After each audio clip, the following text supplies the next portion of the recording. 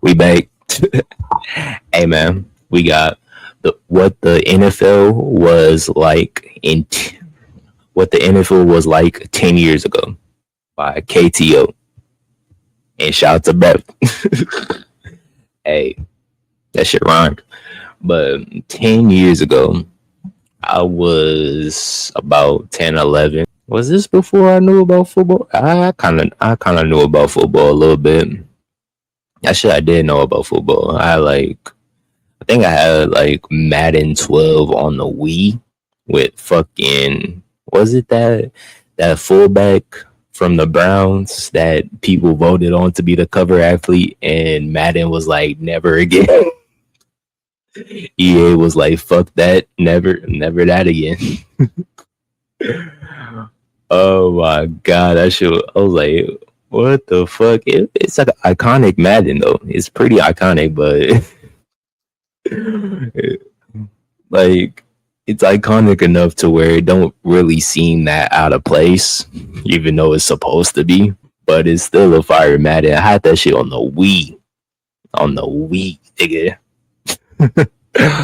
But hey, 10 years ago, I didn't really know about the NFL as much. I watched some football games with my grandpappy, but that's pretty much it.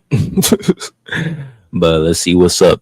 Without further ado, make sure you like, share, subscribe, hit that bell, that friendly little bell that keeps you notified with all my bangers, you feel me?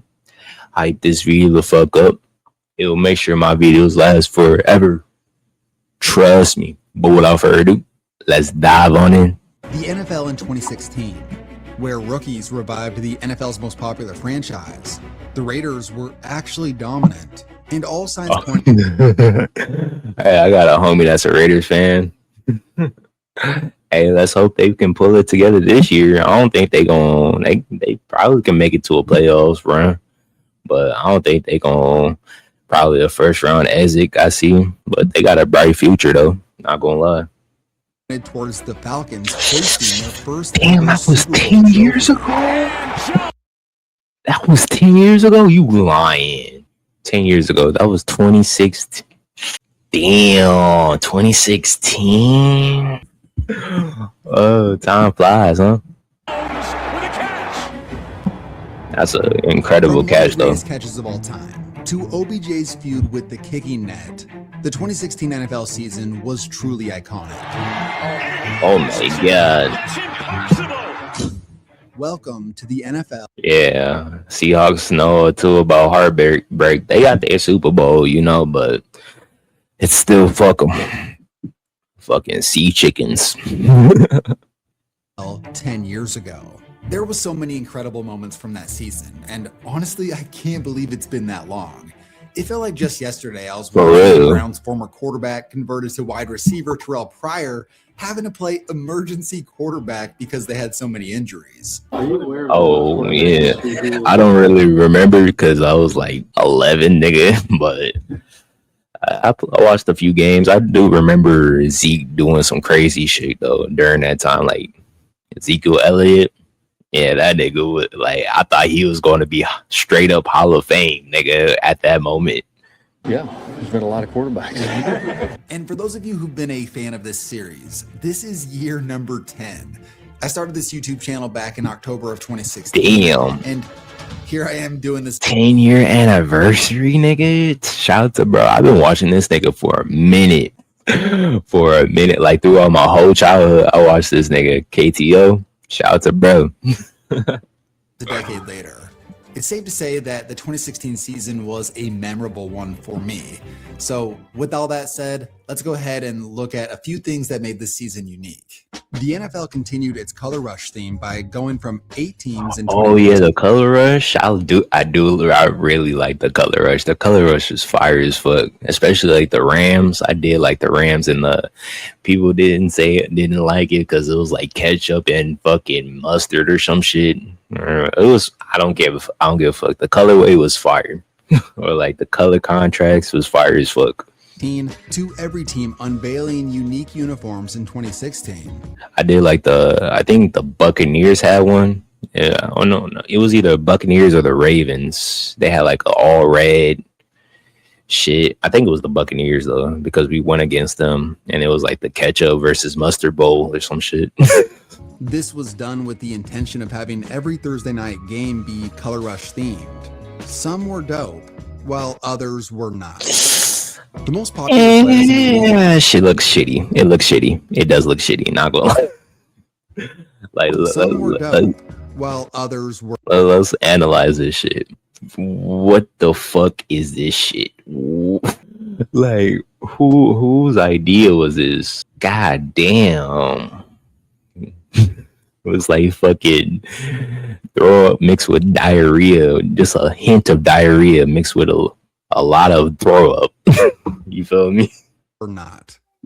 The most popular players in the league at the time going by Instagram followers looked like the following, with Jalen Ramsey far and away the most popular player, followed by OBJ was popular, Cam Newton, fucking Russell Wilson, TJ Watt, no, not TJ, JJ Watt, Richard Sherman. I fuck with him. Man, you can't. My favorite player from this era was fucking Cam Chancellor, man. That nigga smacking shit.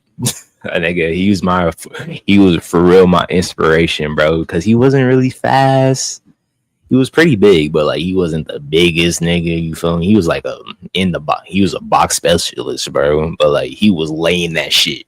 Like he was really an inspiration to me. That's why I like hitting so much. Or like that's why I like getting. That's the reason why I got into football, because of fucking Cam Chancellor, nigga. I swear. Cam Newton and Russell Wilson.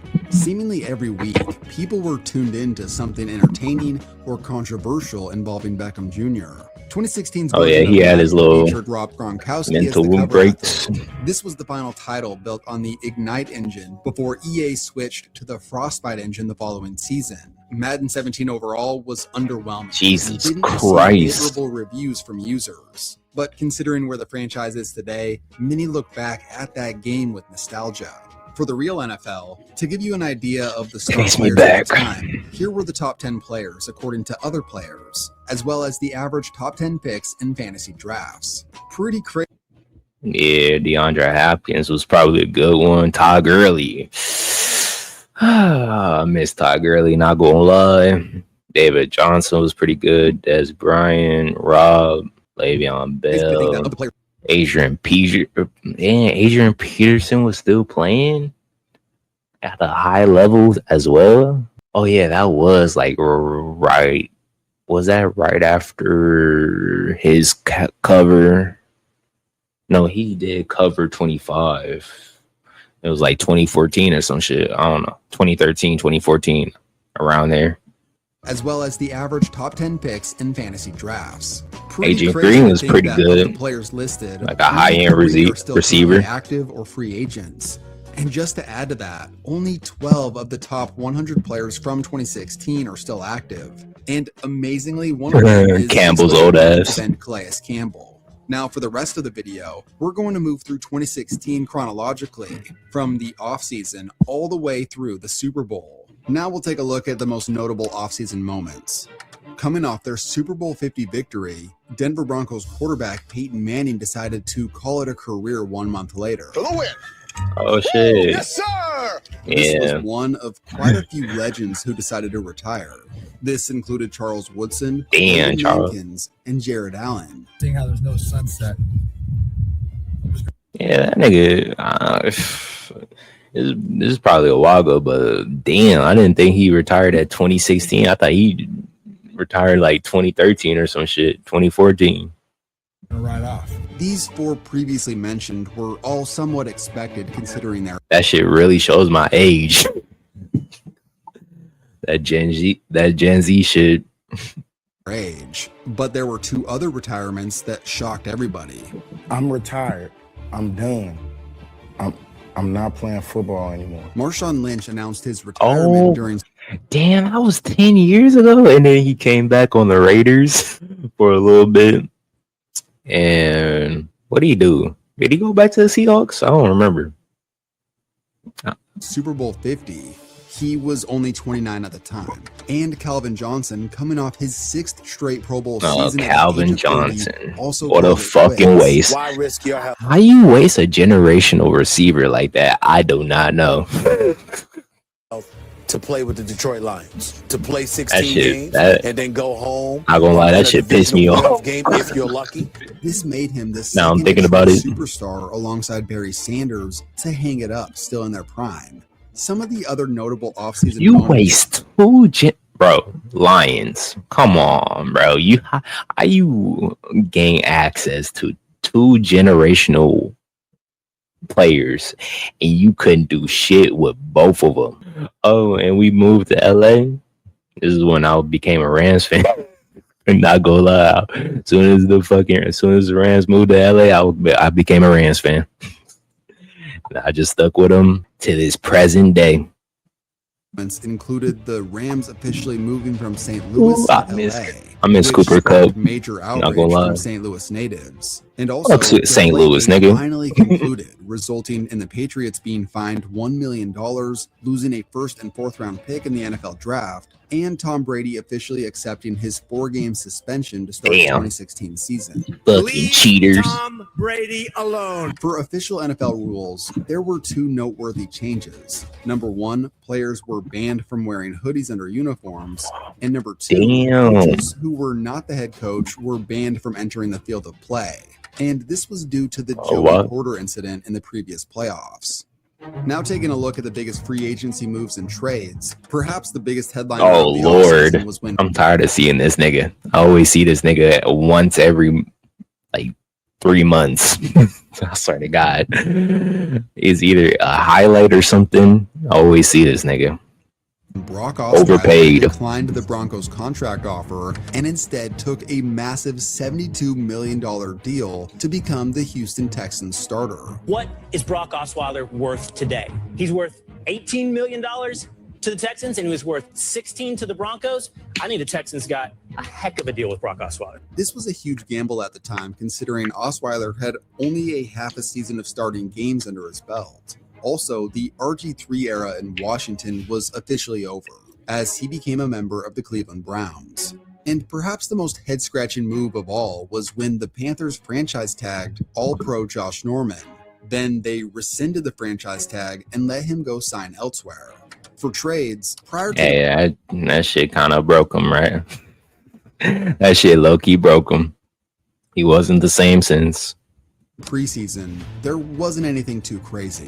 Former rushing leader DeMarco Murray was sent to the Titans from the Eagles, and Chandler Jones was traded from the Patriots to the Cardinals. The 2016 NFL Draft took Tight place shit. in Chicago, Illinois, with the main storyline being the top 2 quarterbacks. The number 1 pick was Jared Goff. Yeah, okay, now I'm remembering. Okay, I do remember picking golf, watching the NFL draft and picking golf like, oh, we got a quarterback. AD. Y'all niggas are not ready. Who went to the Rams, and the number 2 pick was Carson Wentz, who went to Oh, the Lord. Eagles. This happened after the Eagles traded up and made this selection, which didn't make starting quarterback Sam Bradford very happy, as he requested a trade and would later not show up to training camp. In the late first round, there was another quarterback selected, Fuck 'em. the Denver Broncos drafting Paxton Lynch. Lynch was a 6'6" Oh, no. mobile project who the Broncos were hoping would become the face of their franchise after I don't know what happened with bro. I don't know if he just didn't have the skills or I don't know. He was physically gifted. Like he had the height. I guess he had the mobile ability, but I guess he just couldn't technically. He just couldn't put it together. Manning's retirement and Osweiler leaving for Houston. Along with the top 2 picks, there were some specimens in the top 10, which included Joey Bosa, Zeke Elliott, Jalen Ramsey, Ronnie Stanley, and DeForest Buckner. All 7 of these top picks went on to make a Pro Bowl at least Oh, okay. So they were in their rookies. careers. Ooh, Carl motherfucking Joseph, nigga. Carl motherfucking Joseph. Zoe, one of them ones, nigga. I swear to God, I'm so pissed off he didn't turn out in the NFL. Injuries, man. Kyle Fuller was pretty good for a little bit. fucking Eli. Shout out to Bengal. Fucking Jalen Ramsey, Nick Bosa was pretty good. Did bro pass away? Am I tripping? I might be tripping. I might be thinking about somebody else. Lee, I think this nigga. No, that's a different person, probably. Kenny Clark was a steal. He was pretty good. Fucking, that's pretty much it. William Jackson, this nigga's been there as a service, like a role player. You feel me? Coleman was like, you saw how Hard Knocks, or was it called Hard Knocks? That nigga was having trouble with the Browns. Laramie Tunsil is pretty good. He got injured this year. He's out for the season. That's tough. Leonard Floyd, he was pretty good for our Rams. DeForest Bunker was a pretty good pick. Ronnie Stanley was a pretty good pick. Now for the biggest draft night story. Not a bad draft. That had to do with offensive tackle Laramie Tunsil. Many With the considered smoking him the top incident. tackle prospect in the class and perhaps the best overall prospect. The dude was a can't-miss top 5 pick. But then, just 10 minutes before the draft began, the little infamous gas mask video incident surfaced on social media. The video showcased Tunsil smoking from a bong, and the whole ordeal caused many teams to remove Tunsil off their boards entirely. And because of this moment, Tunsil went from being a top 5 pick to going 13th overall. This drop cost him millions. Moving closer to the Hey, he got signed though. He's still in the fucking league. He injured right now, but hey, he's still a good, solid tackle, or like above average. You feel me? regular season, here were some of the main storylines dominating the talking points. Going into 2016, there were 7 new head coaches headlined by Chip Kelly to the 49ers. Fucking Chip Kelly. Had a rough I'm tired of this exit nigga. the I'm previous so year. sick and tired of this nigga Chip Kelly, bro. The stories I've been hearing from this nigga and that other coach that used to coach fucking LSU. Yeah, we wasn't really fucking with both of them. But Chip Kelly, fucking, I heard some fucking stories from LaShawn McCoy. Shit, he's like, oh, he doing bunk, and he's like, oh, he wanted to wear white socks or black socks or some shit. I don't know. It was some weird shit. And what else he did? He did something. I was oh yeah, he tried to change fucking Ashton Genty's like style, or like how he's like he stand up, like nigga, what you doing too much. He just does too much. This nigga just does too much. But many still believed that he was an offensive mastermind. The 2 teams from the previous Super Bowl always receive a lot of media attention in the offseason, and this year was no different. For the defending Super Bowl champion Broncos, who was going to be their new quarterback after Peyton Manning retired?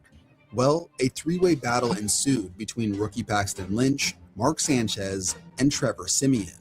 And with the least hype of the 3, Siemian eventually won the job. For the Super Bowl losing Panthers, Cam Newton had received a ton of backlash after his Super Bowl performance and post-game scary ass nigga, where he was criticized by other players for his actions. Nigga got scared in that moment. He felt the most. I would have shit. I know a thing or two about fear though. Not gonna lie. I know times you just like your heart just gets scared, bro. Your heart just stops stops beating for like 1 second. You just pause. I know he probably regrets it, or probably not.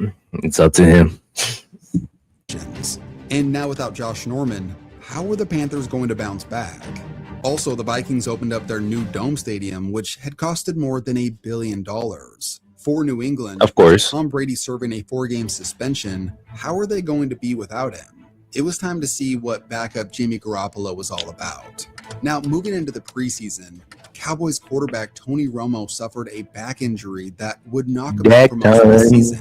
But in his absence, 4th-rounder Dak Prescott was balling out. While the Tony Romo news was devastating, Dak Prescott looked like he may be a viable option for the time being. Right. In another injury situation, Vikings starter Teddy Bridgewater suffered a devastating knee injury in late August. This led the Vikings to scramble to find his replacement, eventually trading a first and conditional fourth-round pick to the Eagles for Sam Bradford. This also meant that Carson Wentz was officially the starter in Philadelphia.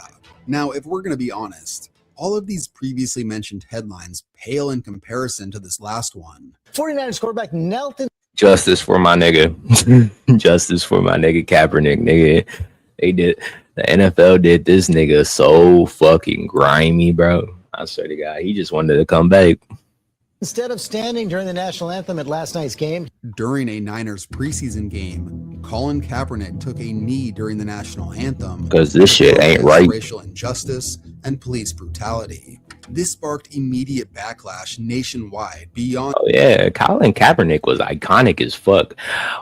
Niggas just forgot about Colin Kaepernick, bro. Like, how did like this nigga was actually pretty fucking good. He was like a dual threat quarterback.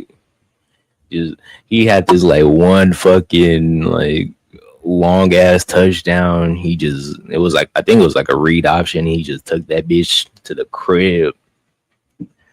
And I was like, I fuck with Colin Kaepernick. Even though he played for the fucking Niners, I always fuck with Colin Kaepernick. Just the world of sports. This would lead to more players taking a knee, not just in the NFL, but also in college and high school football, as well as other. Let me not. She's one of ours. I'm sorry. That's funny. She's one of ours. For sports. Fucking Spencer James. The biggest talking point around the NFL for a few years, both amongst fans and non-fans of the game. But you gotta take a knee though. It felt like the national anthem was a moment where people began to, because this is bigger than fucking football, you know, focus on looking around for players taking a knee. And by 2017, it had become such a massive talking point, especially with newly elected President Trump getting involved, that some teams opted to not even have their players go out there during the anthem to try and avoid any more backlash. NFL TV ratings dropped significantly in 2016 and even more so in 2017 due to this. And at the time, many felt like this was going to be a huge financial hit for the NFL. But if we're going to be honest, it'd be fun. And a few years later, it's got $1 billion more left. The NFL bounced back in terms of ratings, going on to record record viewership numbers. To get back to football, let's move on to projected team records, starting with the NFC. On screen will be their name, previous year's record, projected wins, and their expected quarterback. Going out west, the Cardinals were coming off that incredible 2015 season and shit. the NFC title game. They Back were when the Cardinals were actually competing. Seattle, who still had their core championship pieces outside of Marshawn Lynch. Up north, no surprise, the Packers were expected to win the division. Yeah, Rodgers. And Teddy Bridgewater's injury made the gap between 1 and 2. Shout out to my brother. He a fucking Packers fan. Or not, he's not even a Packers fan. He's just an Aaron Rodgers fan. 2 even wider. Back east, this was expected to be the worst division in the conference, made even worse after Tony Romo's injury. With 2 rookie quarterbacks starting week 1, the winner of this division was expected to finish around 8-8. And lastly, down south, the Panthers were heavy favorites coming off their incredible 15-1 season the year prior. Assuming they could be at least close to as good as they were expected to cruise to another division title. Moving over to the AFC, out west, the division was considered up for grabs with Denver losing their top 2 quarterbacks. The Alex Smith-led Chiefs were definitely a playoff-worthy roster, and the Raiders had something cooking. Up north, the Ravens were expected to bounce back after an injury-riddled 2015. Other than the Browns, this was another division up for grabs. It's always fucking Ravens and injuries. This is John Harbaugh, bro. John Harbaugh just like, it wasn't working, man. They had too many injuries. Like, he was like working them too hard late in the season and shit. I heard stories about that. Like, damn, nigga, can't. It's like you trying to have them sharp. You feel me? But you can't overwork them. Like, the body can only take so much. You feel me? The Steelers as the favorite. Back east, even with the suspension, the Patriots were expected to be the top dogs once again, to no surprise. The Jets had a nice feel-good story in 2015, but The Jets 10-6 with Fitzpatrick, Fitzmagic. Shout to Bit. Fucking Bills was mediocre as fuck, and the Dolphins are still fucking ass. they were expected to come back down to earth a bit. And lastly, down south, it was a battle between the new-look Houston Texans with Brock Osweiler and the Colts with Andrew Luck. If Luck could stay This is a healthy, weird conference. they were the slight favorites. This is a weird ass conference. Eric Berry returned to the football field today just 8 months after he was diagnosed Oh yeah. with cancer. Please join us in welcoming back at safety. Hey, that was a fire comeback, bro. Everybody was excited for this nigga to come back and shit. Shout out to bro.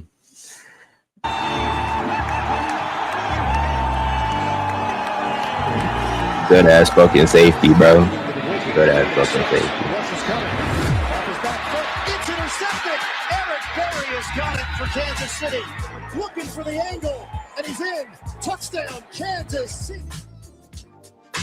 You don't make this, you lose. Carr out of a shotgun. Looks left, throws a lob for Michael Crabtree. Caught it! The Raiders have the lead! I'm sitting here watching him pace up and down Yep. the sideline, but something that did happen Good is wide times. receivers coach Adam Henry getting Good in his face fucking and telling times. him and telling him to knock it off. And he's going to throw on first down to Julio Jones. Jones still on his feet. And then Julio Jones was just destroying shit. And he's going to score. It was a monster. Fires to the back of the end zone. Now I can whip.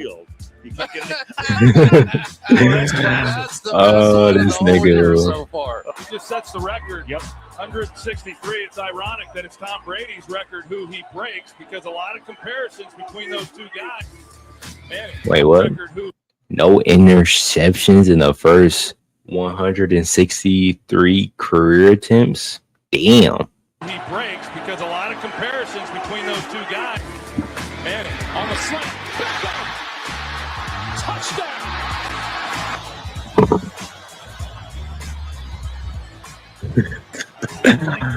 I swear this nigga OBJ really shaped the way we look at football today. Like that nigga really inspired a lot of kids, man. I don't give a fuck. That nigga Hall of Fame as fuck.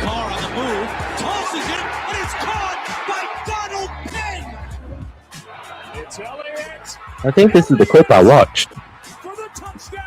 Oh no. He hurdled somebody and then scored a touchdown.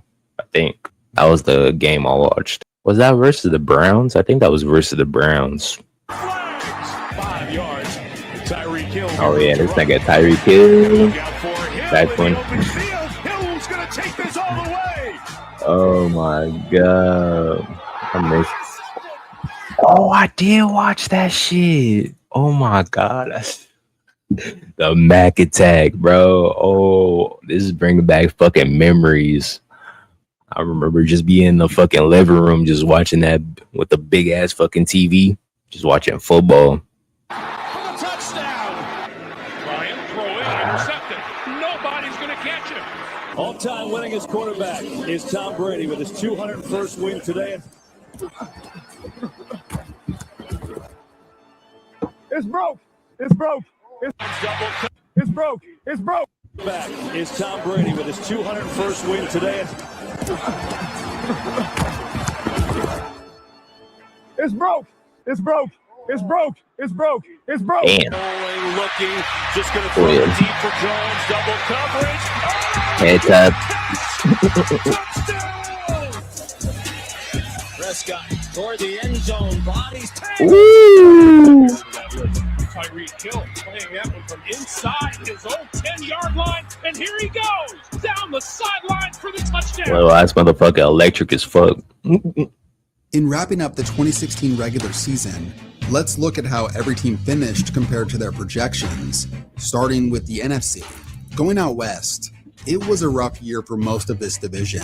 The Seahawks got out to a hot start, but cooled off in the final weeks and finished about as expected. For the first time in 5 years, they didn't have the top defense in the NFL. Up north, Damn. The NFC West used to be ass. We just turned that shit up and said, fuck y'all.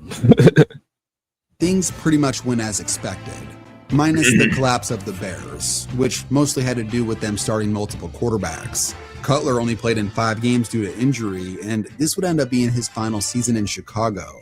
Also, the Lions did find a way to make the playoffs without Calvin Johnson. Back east, the Cowboys shocked everybody with their rookie tandem of Dak and Zeke. Behind the best O-line in I remember football, that. these guys looked like serious contenders. Also, the Giants were really good this year, finishing with their most wins in a season since 2008. And lastly, down south, the Falcons were also one of the league's biggest surprises with their dominant offense. And maybe more shocking than that was the collapse of the Panthers. They went from heavy favorites to win the division. I wonder what happened. Not gonna lie, I really want to know what happened. To finishing in last place. Moving on to the AFC, out west, the Chiefs and Raiders were both awesome in 2016. Kansas City was incredibly well-rounded and had a breakout rookie star in Tyreek Hill doing a bit of everything for them. Oakland had their best season by far since their Super Bowl run back in 2002. Derek Carr was an MVP candidate that season, but really? Derek Carr was an MVP candidate? Wow. Damn, I did not know that. The injury that he at one point in time,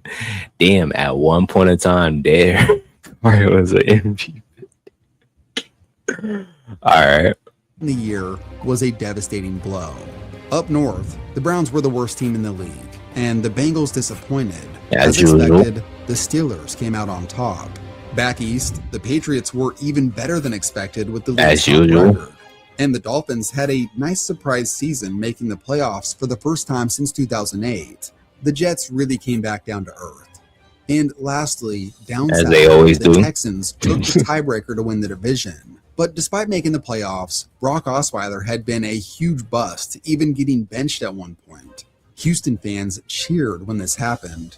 Next, here are the top 10 passers, rushers, and receivers from 2016. Matt Ryan's incredible season landed him the NFL MVP, as he led the league in passing yards per attempt, passer rating, and touchdown percentage. Rookie Zeke Elliott took the league by storm, leading the NFL in rushing by over 300 yards. Funny enough, the running back with the second highest amount of yards was also a rookie, Jordan Howard. Also, LeGarrette Blount kind of came out of nowhere to lead the NFL. LeGarrette Blount was a fucking, I don't know.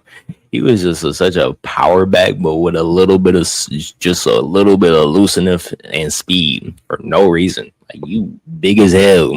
Like, nigga, what? Rushing touchdowns with the Patriots. Nigga just bouncing off tackles. Best season of his career, topping the charts in receiving yards. But to be honest, the best receiver in football that year was Julio Jones. T.Y. In his absolute prime, Jones made football that year was. I want to say, wait, hold on.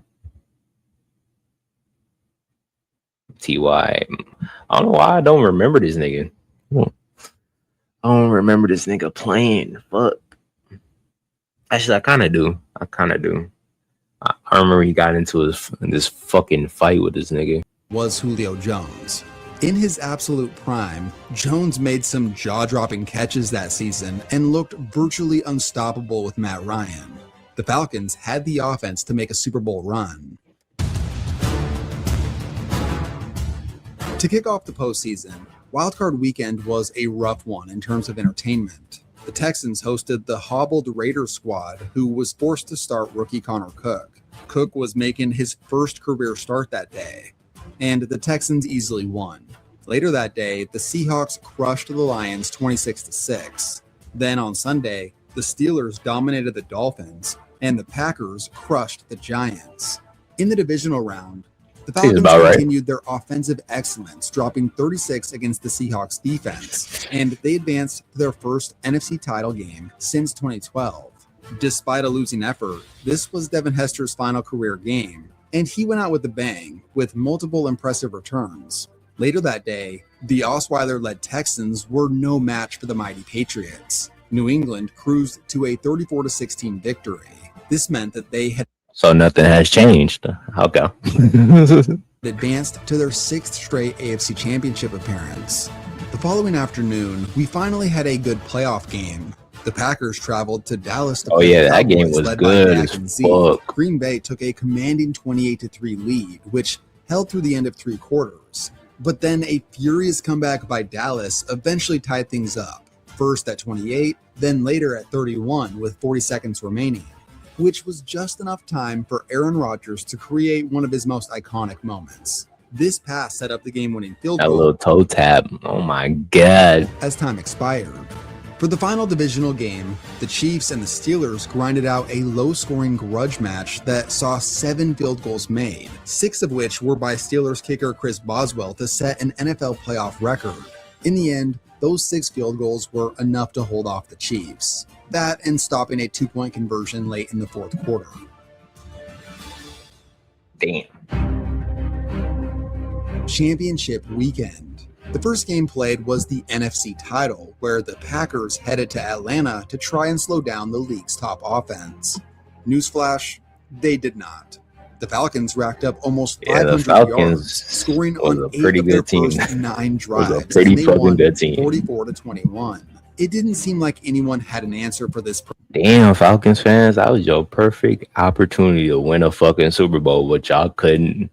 Y'all was the best team in the fucking league. Y'all had Julio Jones, fucking MVP, Matt Ryan, and y'all just couldn't get it done. Prolific offense. Later Almost. in the AFC Championship, the Steelers So went to New fucking England far. to try their shot at taking down the Patriots. However, the Patriots jumped out to a 10-0 lead and never looked back. A dominant third quarter led to the Patriots blowing out the Steelers 36-17. This meant Damn. that Super Bowl 51 was a matchup It's fucking Tom Brady, man. between the league's best Yeah. offense in Atlanta versus the league's Fucking best Tom Brady. overall team in New England. The Patriots were listed as 3-point favorites before the game, and most expected this to be a high-scoring game considering the offensive firepower both teams had.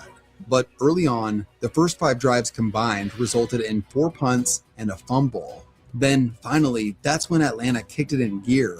And the second quarter went about as good as they could have hoped for, as they scored offensive touchdowns on back-to-back drives, then took an interception to the house to make it 21-0.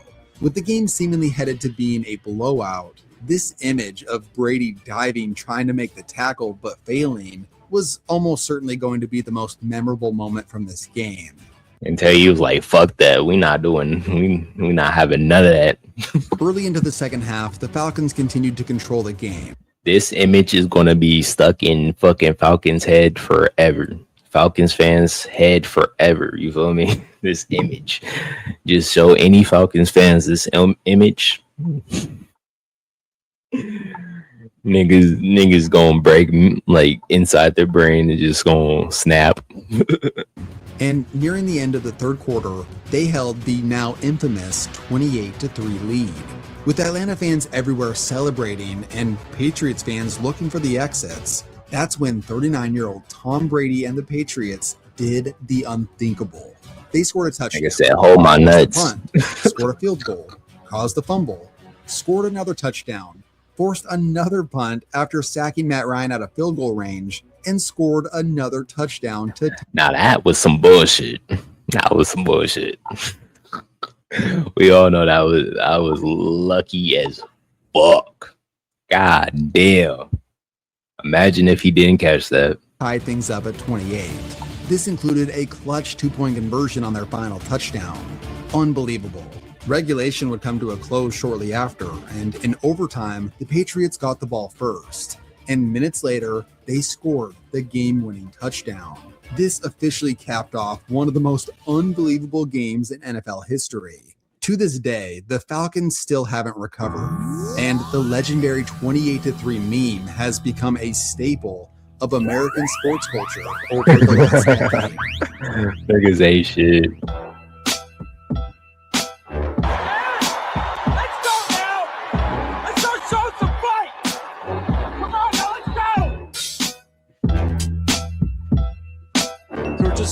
grilling some burgers at halftime, saying this game feels like it should be 28-3 in favor of Minnesota. Niggas ain't shit.